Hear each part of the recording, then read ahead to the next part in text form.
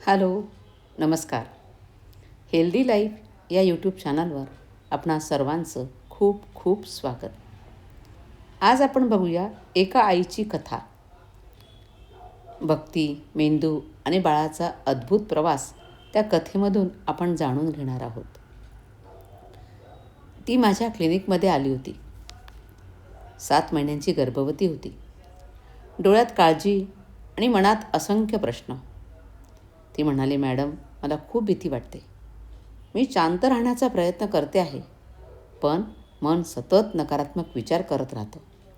याचा माझ्या बाळावर परिणाम होईल का? मी तिच्याकडे शांतपणे पाहिलं आणि विचार केला. हा प्रश्न फक्त तिचा एकटीचा नाही. आज अनेक प्रेग्नंट लेडीज या समस्येने ग्रस्त आहेत. बऱ्याच जणींना प्रेग्नन्सीची भीती वाटते. प्रेग्नन्सीमध्ये त्या तणावामध्ये असतात. मी तिला एक साधा प्रश्न विचारला. तुम्ही कधी लक्ष दिलं आहे का, जेव्हा तुम्ही देवाचं नाव घेता तेव्हा 2 मिनिटं का होईना तुमचं मन शांत होतं? ती हळूच म्हणाली, हो. मी तिला सांगितलं, ही फक्त भावना नाही, तुमच्या मेंदूमध्ये त्यावेळी प्रत्यक्ष बदल होतो. जेव्हा आपण श्रद्धेने मंत्र म्हणतो तेव्हा मेंदूतील प्रीफ्रंटल कॉर्टेक्स सक्रिय होतो, जो आपल्याला स्थिर विचार करायला मदत करत असतो. आणि जो भाग भीती निर्माण करतो, ॲमिग्डाला, तो शांत होतो. म्हणजेच भक्ती ही भीतीवर मेंदूच्या पातळीवर काम करते. आणि ती आश्चर्याने माझ्याकडे पाहत होती. मी पुढे सांगितलं, तुमचे विचार म्हणजे ऊर्जा आहे.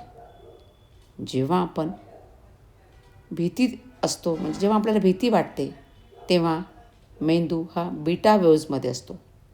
त्यावेळी हृदय वेगाने धडधड करत असतं. आपले हार्टबीट्स वाढत असतात. पण जेव्हा आपण शांतपणे मंत्रजप करतो किंवा डीप ब्रिथिंग करतो, तेव्हा मेंदू अल्फा आणि थीटा स्थितीमध्ये जातो. ही अवस्था म्हणजे शरीराचा हीलिंग मोड आहे. ती म्हणाली, म्हणजे माझी भक्ती माझ्या शरीरावर परिणाम करते? मी हसले आणि म्हणाले, हो, आणि तुझ्या बाळावर सुद्धा ती परिणाम करते. मी तिला समजावलं, तुमच्या भावना तुमच्या हार्मोन्सना सुद्धा बदलतात. ताण असेल तर कॉर्टिसॉल वाढतो. शांतता असेल तर ऑक्सिटोसिन वाढतो. हे हार्मोन्स प्लॅसेंटाद्वारे तुमच्या बाळापर्यंत पोचतात. आईला जर भीती वाटली तर मेंदूमध्ये बदल होतात, हार्मोन्समध्ये बदल होतात आणि तो संदेश बाळापर्यंत जातो. पण आईची श्रद्धा जर असेल, मेंदू शांत होतो, हार्मोन्स संतुलित होतात आणि बाळाला सुरक्षिततेचा अनुभव येतो. तिच्या डोळ्यात पाणी आलं. ती म्हणाली, मग मला रोज भक्ती करायला हवी. मी तिला एक साधा संकल्प दिला.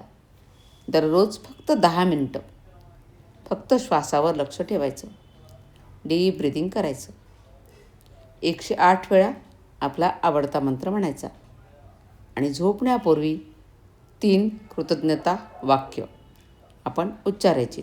आणि ती 21 दिवसांनी पुन्हा भेटायला आली. यावेळेस तिच्या चेहऱ्यावर वेगळीच शांतता होती. ती म्हणाली, मॅडम, परिस्थिती बदललेली नाही, पण माझं मन मात्र बदललं. हीच आहे न्यूरोप्लास्टिसिटी. तुम्ही जसे विचार करता तसे मेंदूचे सर्किट्स बदलत असतात. आपल्या शास्त्रांनी हजारो वर्षापूर्वी सांगितले, मन एव मनुष्याणां कारणं बंधमोक्षयोः. आज न्यूरोसायन्ससुद्धा तेच सांगतं.